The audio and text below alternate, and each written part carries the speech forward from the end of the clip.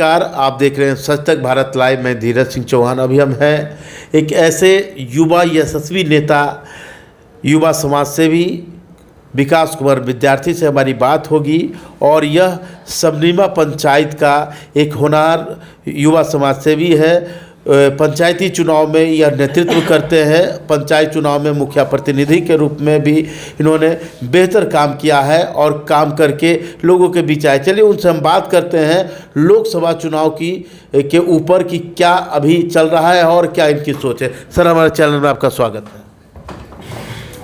सबसे पहले आपके सच तक भारत के जितने भी श्रोता हैं उन सभी को धन्यवाद और नमस्कार। और आपको भी बहुत बहुत धन्यवाद कि अपना बहुमूल्य टाइम निकाल करके आप हमसे मिलने आए और समय दिया। सबसे पहले सर कि जिस अनुसार से लोकसभा चुनाव की सरगर्मी तेज है, लोग वोट के लिए कर रहे हैं और सबसे हॉट सीट कहे जाने में से एक मुंगेर लोकसभा भी बन पड़ा है। क्या वजह मानते हैं सर? देखिए, वजह आप सब लोग जानते हैं, ठीक है ना। इस बार चुनाव धर्म के नाम पर नहीं होगी, इस बार चुनाव मंदिर के नाम पे नहीं होगी, इस बार चुनाव हिंदू और मुसलमान के नाम पे नहीं होगी, इस बार चुनाव हिंदुस्तान और पाकिस्तान के नाम पे नहीं होगी। इस बार का जो चुनाव है वो मुद्दा है शिक्षा की, मुद्दा है स्वास्थ्य की, मुद्दा है बेरोजगारी की, मुद्दा है इंसानियत की, मुद्दा है सारे धर्मों के भाईचारा को एकता बनाए रखने की। बस उसके सिद्धांतों पे जो पार्टी, जो इंडिया गठबंधन है, महागठबंधन है, और एक हम राजद के छोटा सा कार्यकर्ता हैं जी। और हमारी पूरी जो है मेहनत है और लोगों से लगाव है, जहाँ तक बन पड़ रहा है इंडिया गठबंधन के लिए कर रहे हैं। और इस लड़ाई को आदरणीय तेजस्वी यादव जी जो हैं दिन रात एक किए हुए हैं। आप देखे होंगे कि 2 दिन से उनका कमर में दर्द है, फिर भी जो है वो अपनी जो जनसभा को रोक नहीं रहे हैं। तो भाजपा की जो समानती विचार है उसको समाप्त कर एक सामाजिक न्याय और समाज के लिए लड़ने के लिए अच्छे जो उम्मीदवार हैं उनको जिताना है। और इस बार क्या लग रहा है सर, जिस अनुसार से राजद के आप कार्यकर्ता है, सिपाही है, राजद की सोच है कि भाई तेजस्वी जी बिहार में अधिक से अधिक सीट लाए, लेकिन राजद कार्यकर्ता बहुत कम दिख पा रहे हैं सर क्षेत्र में? नहीं, वैसा नहीं है। जो भी कार्यकर्ता लोग हैं सब लोग अपने अपने क्षेत्र बहुत बड़ा है। कुछ लोग पंचायत स्तर पे काम कर रहे हैं, कुछ स्तर लोग हैं जो जिला स्तर पे काम कर रहे हैं, कुछ लोग ब्लॉक स्तर पे काम कर रहे हैं। और जो भी लोग कर रहे हैं, अगर वैसा है, मुझे जानकारी में तो नहीं है, तो गलत है। पार्टी के लिए आगे आना चाहिए, बढ़-चढ़ के लिए लड़ना चाहिए। और मौका यही तो होता है कि आपकी कर्म को लोग, पब्लिक देखेगा, पार्टी देखेगी, लगा कि नहीं मेहनती लोग हैं, अवसर वैसे ही मिलता है। एक तरफ सर रूलिंग पार्टी है और वर्तमान सांसद हैं, तो दूसरे तरफ बाहुबली कहे जाने वाले अशोक महतो की पत्नी चुनाव मैदान में हैं। तो क्या लग रहा है दोनों के बीच में कैसी टक्कर होगी सर? देखिए, टक्कर तो स्पष्ट है। इंडिया गठबंधन जीत रही है और बहुत बड़ा अंतर होगा।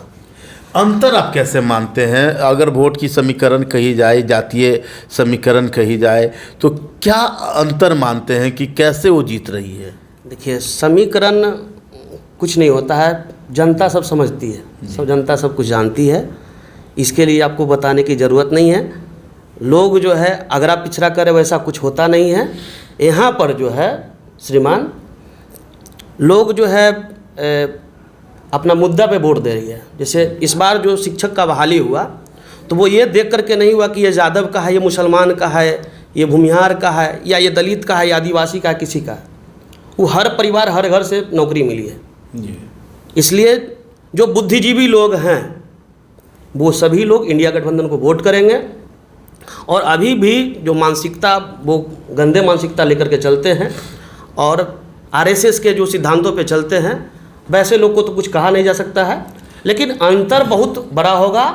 और इस बार कोई भी आ जाए, ये स्पष्ट रहिए कि आप जेल हो या कहीं हो, किन्हीं को ले आइए, कोई फर्क पड़ने वाला नहीं है। जेल हो मतलब गठबंधन जितने जाए। जेल हो क्या मतलब? जेल का मतलब आप सब लोग जानते हैं, ठीक है। आप सब लोग जानते हैं। आप किन्हीं को बाहर ले आइए, इस बार कोई उपाय नहीं है। ललन बाबू आदरणीय हैं, सम्माननीय हैं, मैं उनको सम्मान करता हूं, लेकिन बाई फेस आज तक मैं नहीं देखा हूं। टीवी में देखा हूं, मोबाइल में देखा हूं, न्यूज़ में देखा हूं, जो फ्रंट पे होनी चाहिए, ग्राउंड पे होनी चाहिए, क्षेत्र में होनी चाहिए, आज तक एक बार भी नहीं देखा हूं बाई फेस।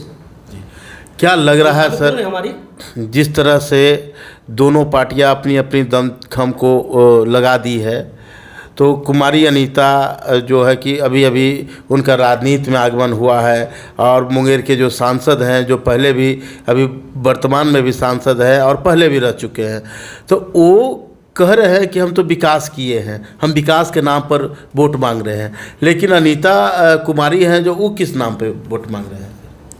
विकास कहाँ विकास दिख रहा है आपको? कहाँ पे? अब पे कहा जगह चिन्हित बताकर बताइए, या एक ऐसा कार्य को बताइए ना कि मुंगेर में कहीं भी विकास हुआ है।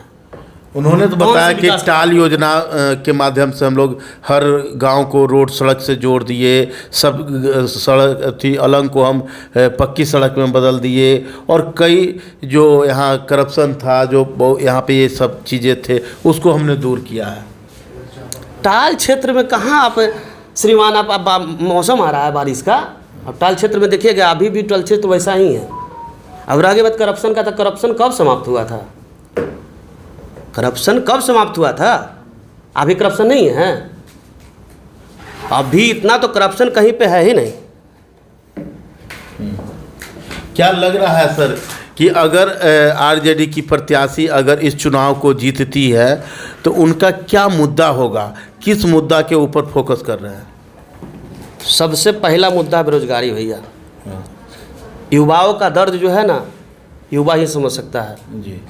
जब बच्चा ग्रेजुएशन कंप्लीट करता है और वो सक्सेस नहीं होता है, तो सीधे माँ बाप का बस एक ही कहानी होता है ना कि तुम्हारा जैसा बेटा पैदा नहीं लेता तो ठीक था।